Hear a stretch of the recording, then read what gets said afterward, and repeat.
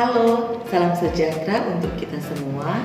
Perkenalkan, nama saya Filia Veronica Tiwatu. Saya adalah dosen program studi Profesi Nurse, Fakultas Keperawatan Universitas Katolik de la Salle Manado. Spesialisasi saya adalah mengajar di bidang ilmu keperawatan maternitas. Pada semester ganjil tahun akademik 2023-2024 ini, saya dipercayakan untuk mengajar atau mengampu mata kuliah keperawatan maternitas untuk mahasiswa semester 3, ada sebanyak 2 kelas. Pada kesempatan ini, izinkanlah saya untuk menyampaikan pernyataan diri dosen dalam unjuk kerja Tridharma Perguruan Tinggi atau PDD UKTPT bidang pengajaran. Tujuan dari pemaparan ini adalah sebagai salah satu syarat sertifikasi dosen gelombang 2 tahun 2023. Melalui video ini, saya akan menjelaskan terkait mata kuliah keperawatan maternitas dengan menerapkan prinsip DIA, Delivery, Interaction, and Assessment.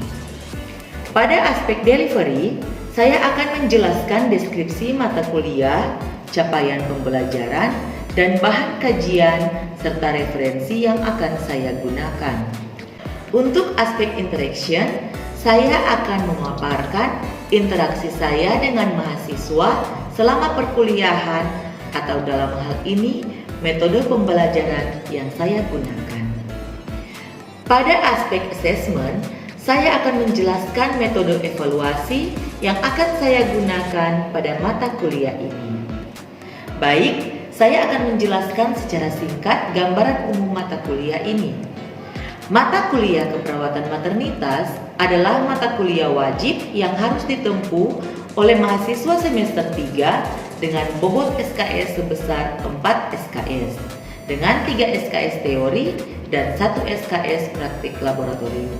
Rencana pembelajaran mata kuliah ini berdasarkan panduan kurikulum inti yang dikeluarkan oleh Asosiasi Institusi Pendidikan Nurse Indonesia atau AIPNI.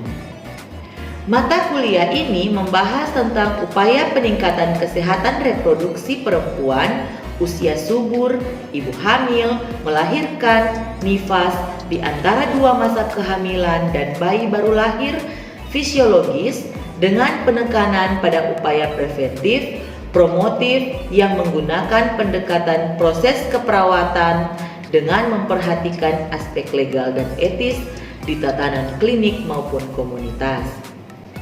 Untuk capaian pada mata kuliah ini ada 3, yaitu yang pertama, setelah mengikuti proses pembelajaran mata kuliah keperawatan maternitas, diharapkan mahasiswa keperawatan Unika de la Salle Manado mampu melakukan asuhan keperawatan wanita dalam masa childbearing dan non-childbearing yang berhubungan dengan seksualitas dan reproduksi dengan memperhatikan aspek legal dan etis. Untuk capaian yang kedua, diharapkan mahasiswa mampu mengintegrasikan hasil penelitian yang berhubungan dengan wanita dalam masa childbearing dan non-childbearing yang berhubungan dengan seksualitas dan reproduksi dengan memperhatikan aspek legal dan etis. Sedangkan capaian yang ketiga, mahasiswa mampu melakukan stimulasi pengelolaan asuhan keperawatan pada wanita dalam masa childbearing, non-childbearing yang berhubungan dengan seksualitas dan reproduksi dengan memperhatikan aspek legal dan etis. Selama perkuliahan ini, mahasiswa akan belajar terkait konsep keperawatan maternitas pada wanita masa childbearing atau masa kehamilan, persalinan, postpartum, dalam kondisi normal atau fisiologis, juga pada masa non-childbearing atau di luar masa kehamilan, persalinan, dan postpartum. Sedangkan untuk praktikumnya akan berfokus pada asuhan keperawatan yang terdiri dari tahapan pengkajian, penegakan diagnosa keperawatan, intervensi keperawatan, dan implementasinya sampai pada evaluasi asuhan keperawatan. Untuk sumber referensi yang saya gunakan dalam mata kuliah ini adalah dari buku-buku keperawatan yang di dalamnya ada buku-buku wajib, yaitu buku keperawatan maternitas edisi 8, buku 1 dan 2 yang ditulis oleh Loudermilk, Perry dan Cation, serta buku standar diagnosis keperawatan Indonesia atau SDKI. Ada juga buku standar luaran keperawatan Indonesia atau SLKI. Selanjutnya, buku standar intervensi keperawatan Indonesia atau SIKI, dan yang terakhir adalah pedoman standar prosedur operasional keperawatan atau SPO keperawatan. Keempat buku ini dikeluarkan oleh Organisasi Profesi Persatuan Perawat Nasional Indonesia atau PPNI. Referensi lain juga dapat mahasiswa ambil dari jurnal-jurnal penelitian yang terkait dengan topik pembahasan pada mata kuliah ini. Sumber pembelajaran ini juga saya berikan melalui Google Classroom di awal perkuliahan sehingga mahasiswa dapat mengakses di mana saja dan kapan saja materi terkait konsep keperawatan maternitas pada masa childbearing dan non-childbearing ini. Saya menggunakan metode pembelajaran Student Center Learning, yaitu mahasiswa menjadi pusat pembelajaran dengan tujuan agar mahasiswa semakin kritis dan aktif dalam mengeksplorasi materi-materi yang saya berikan. Proses perkuliahan dilaksanakan 14 kali tatap muka dan 2 kali evaluasi perkuliahan, yaitu evaluasi tengah semester dan evaluasi akhir semester. Jadi totalnya ada 16 kali pertemuan untuk mata kuliah ini. Perkuliahan ini juga memanfaatkan WhatsApp Group dan Google Classroom untuk asinkronus. Metode pembelajaran Student Center Learning ini saya menggunakan beberapa metode, yaitu mini lecture, small group discussion, case study, role play, dan stimulation learning. Pada mini lecture, saya menjelaskan konsep-konsep teori keperawatan maternitas, baik itu pada masa childbearing ataupun non-childbearing, serta proses asuhan keperawatannya. Sedangkan untuk metode small group discussion, mahasiswa saya bagi dalam kelompok-kelompok kecil yang terdiri dari 3-5 orang untuk satu kelompok dan akan mendiskusikan topik yang saya berikan. Metode terakhir yang saya gunakan adalah role play dan stimulation learning untuk materi praktikum laboratorium. Pada metode ini, saya akan mendemonstrasikan proses pemberian asuhan keperawatan yang kemudian akan diulang oleh setiap mahasiswa. Selain itu juga, mahasiswa akan bermain peran untuk saling memberikan intervensi keperawatan yang berkaitan dengan mata kuliah ini. Selanjutnya, evaluasi pembelajaran. Evaluasi pembelajaran yang ditetapkan dalam pembelajaran ini berdasarkan pada komponen evaluasi berupa evaluasi tengah semester dengan bobot 30%, kemudian evaluasi akhir semester dengan bobot 30%, evaluasi praktikum sebesar 20%, dan tugas terstruktur sesuai rubrik penilaian dengan persentase 20%. Hal ini sudah disepakati bersama dengan mahasiswa pada saat kontrak perkuliahan di awal pertemuan. Demikianlah penjelasan singkat saya terkait mata kuliah keperawatan maternitas. Selanjutnya, saya akan tampilkan video pembelajaran saya. Terima kasih. Selamat pagi semuanya. Ya, apa kabar hari ini? Ya, puji Tuhan semua dalam keadaan sehat. Jadi hari ini kita akan membahas terkait lingkup kesehatan perempuan. Kalau minggu yang lalu kita membahas terkait konsep dasar keperawatan maternitas dan konsep dasar obstetri dan ginekologi. Minggu ini kita akan membahas terkait lingkup kesehatan perempuan. Ya, jadi ada yang masih ingat materi yang sebelumnya? Kalau ada berapa model konsep dalam keperawatan maternitas? Berapa model konsep? Berapa model konsep?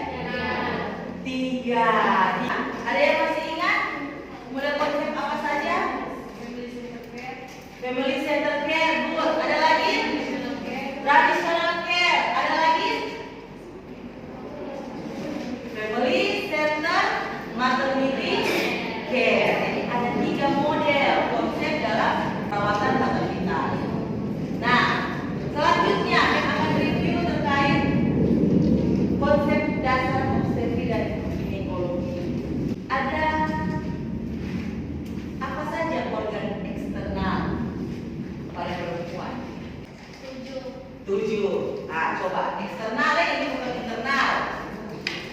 Apa saja? Coba sebutkan. Labia mayora, labia minora, ada lagi? Clitoris, apa lagi? Himen, ada lagi? Vestibulum dari yang K, ada lagi? Perineum, terakhir? Ya, seperti ada bacata, ada kakinya, ya. Itu adalah organ eksternal pada perempuan. Nah, kalau internal dah, nah, kalau internal, nah apa? Vagina, uterus, tulang falopis, ovarium, cervix.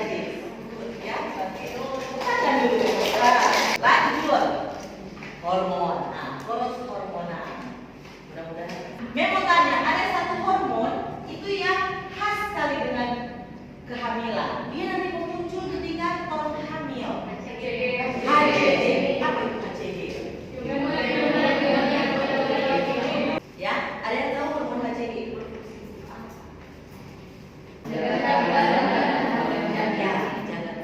dan mempertahankan janin. Selanjutnya kita masuk pada lingkup kesehatan perempuan. Seperti yang sudah disampaikan minggu lalu, ini tugas kelompok. Ya, jadi masing-masing kelompok ini nanti kita akan bagi dalam diskusi kelompok kecil. Ya.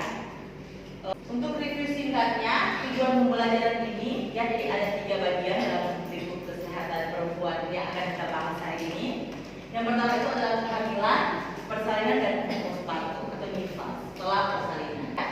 Untuk kehamilan, tujuannya adalah untuk mengetahui proses kehamilan, konsepsi, perkembangan janin, anatomi dan fisiologi kehamilan, kemudian nutrisi apa yang dibutuhkan ibu dan janinnya. Dan untuk asuhan perawatan pada ibu hamil, nanti ini kita akan gabungkan sekaligus untuk asuhannya. Ya, asuhan perawatan ibu hamil, intranatal dan postnatal. Jadi yang kita bahas saat ini hanya sampai materi nutrisi. Ya, jadi untuk asuhannya itu nanti akan kita bahas sekaligus. Ya. Selanjutnya untuk materi persalinannya ada faktor esensial dan proses persalinan, manajemen dari persalinan, pengkajian janin dan asuhan keperawatan intranatal. Untuk postpartum ini untuk mengetahui fisiologi postpartum, asuhan keperawatan postpartum dan home visit. Selanjutnya kita akan masuk dalam diskusi kelompok.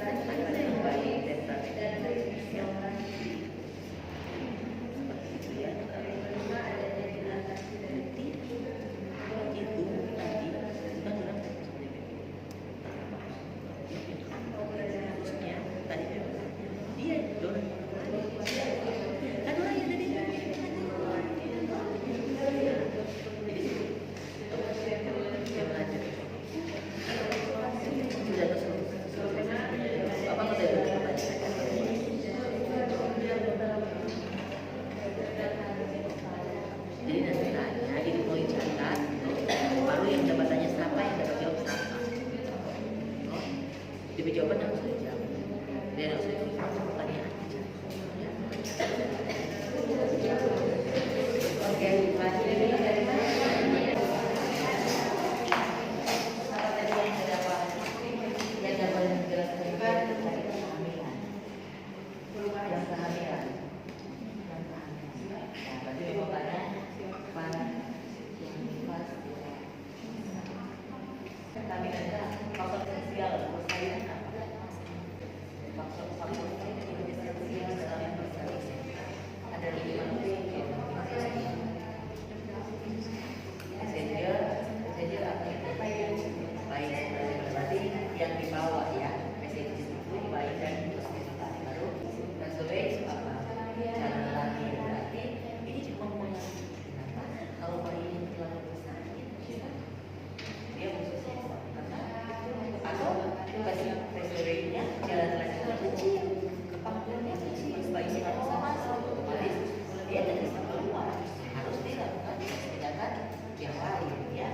Power, kekuatan ibunya, dan kalau ibunya itu bagaimana?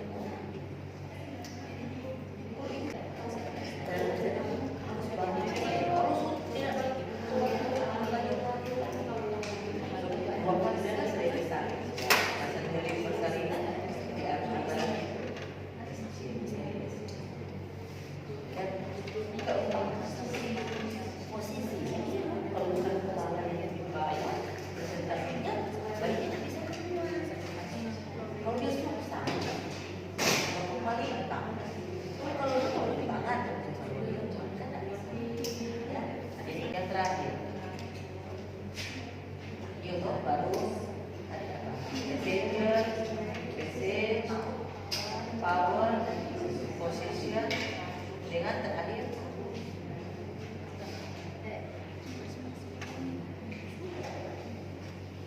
empat B yang terakhir psikologis. Ya, kalau dia psikis tidak siap mental. Bagaimana?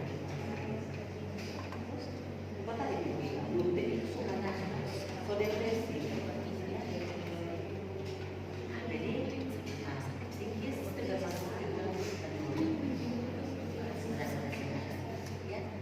Jadi menurut jadi makanya kenapa dia B ada berapa B? 4 aja tapi psikologis dan power itu menurut ini disebut infeksi yang melahirkan bukan di oke, kemudian ini sudah postpartum.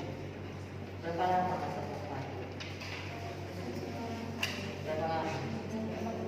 40 hari setelah melahirkan ya. Jadi terakhir itu masa ovulasi dari siang pergi mas pulang gitu ya.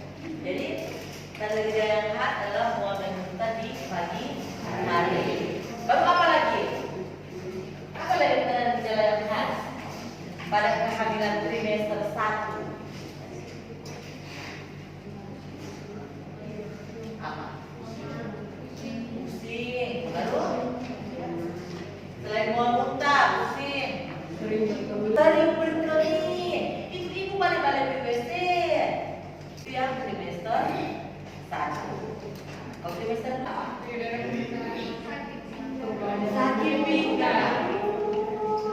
Ya, sudah mulai berjalan jauh, lebih berat itu kehamilan. Baru berjalan sedikit lelah. Baru apa lagi?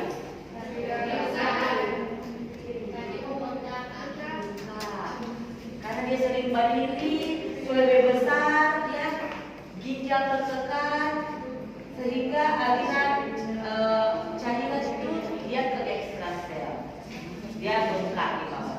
Kalau baru apa lagi?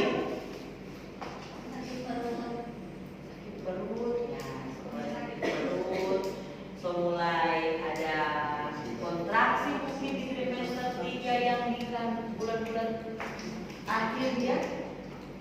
Dia itu sering mencintai, muncul ulang di trimester 3. Karena apa?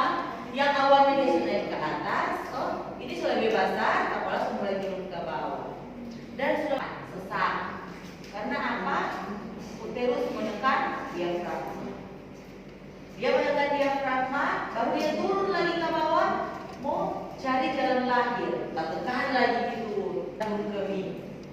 Nutrisi yang penting dari Tuhan atau menolak ya, penting sekali.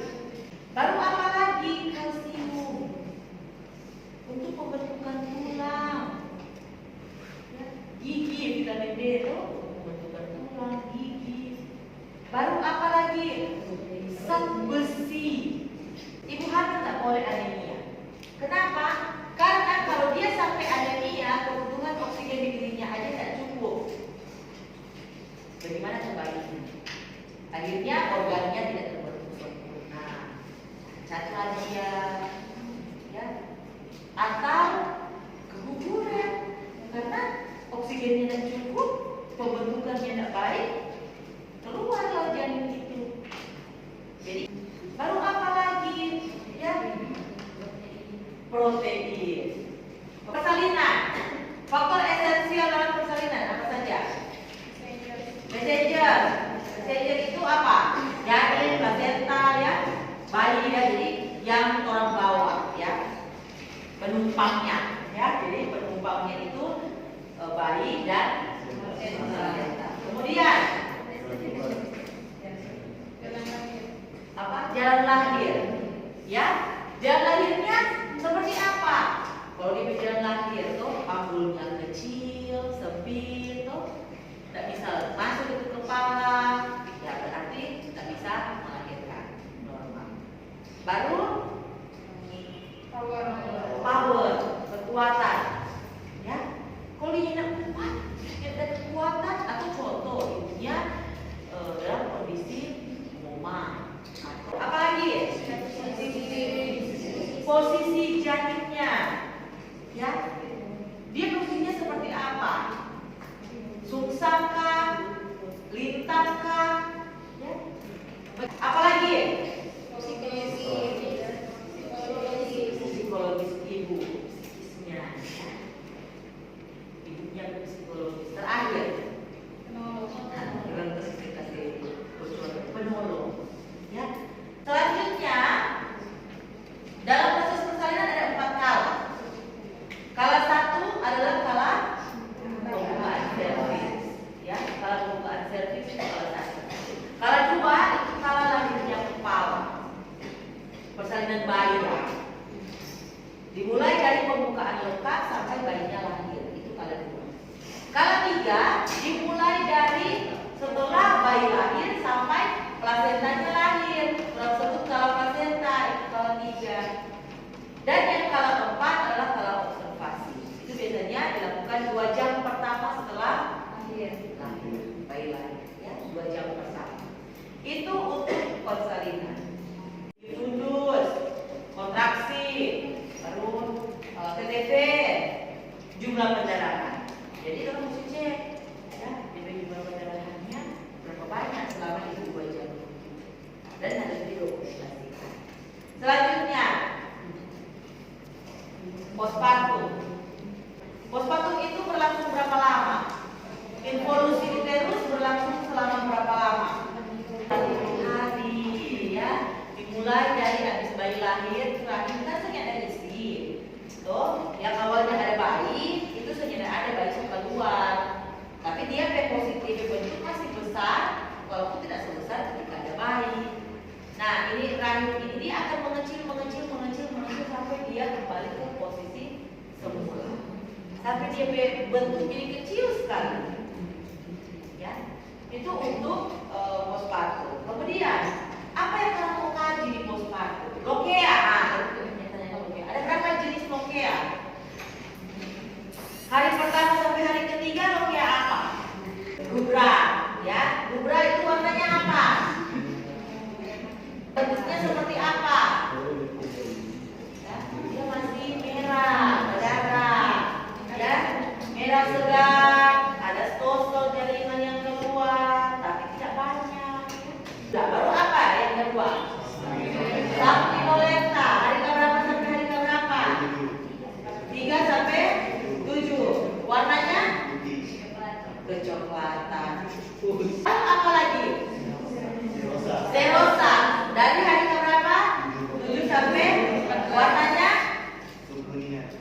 kuningan flag ya, seperti flag baik foto. Punya banyak itu kalau hari ke 14 ya. Nah, yang baru terakhir kok ini. Yang kamu mesti cek di pospantum apa lagi? Perineum ya, perineumnya kenapa mesti cek perineumnya? Kalau dia ada jahitan, terus mesti cek tanda-tanda reda ya, tanda-tanda infeksi. Ada redness itu R yang pertama itu redness ya, kemerahan, baru edema, ekimosis ya, memar, ekimosis itu memar. Baru discharge, ada pengeluaran, nanah, darah, dicek ya. Kemudian yang terakhir A itu approximately, kerapatan jahitannya. Kalau dia dijahit, itu keluar pada hari keberapa setelah melahirkan? Hari ketiga ya. Nah, selain fisik, apa lagi yang orang mau cek? Psikisnya, fase apa? Ada 3 fase di postpartum. Taking in, taking home, letting go. Taking in itu fase ketika dia baru melahirkan, hari pertama sampai hari kedua. Biasanya tandanya ibunya tidak mau gendong lagi, ibunya tidur terus, ibunya fokus dengan dirinya. Itu adaptasi normal nih.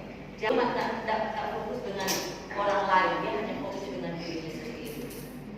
Itu normal. Kemudian yang kedua, taking home. Itu biasanya di hari ketiga sampai hari 10. Apa saja yang dia tunjukkan? Dia mau belajar. Fase apa yang selanjutnya? Letting go. Dia sosial, melakukan semuanya sendiri. Sudah perlu bantuan. Tapi ketika dia di fase butuh bantuan, harus dibantu. Oke, kalau sudah ada pertanyaan, mudah-mudahan materi hari ini sudah selesai. Semoga bermanfaat dan setelah ada dengan doa, dan telah kita berdoa terang lagi dengan doa.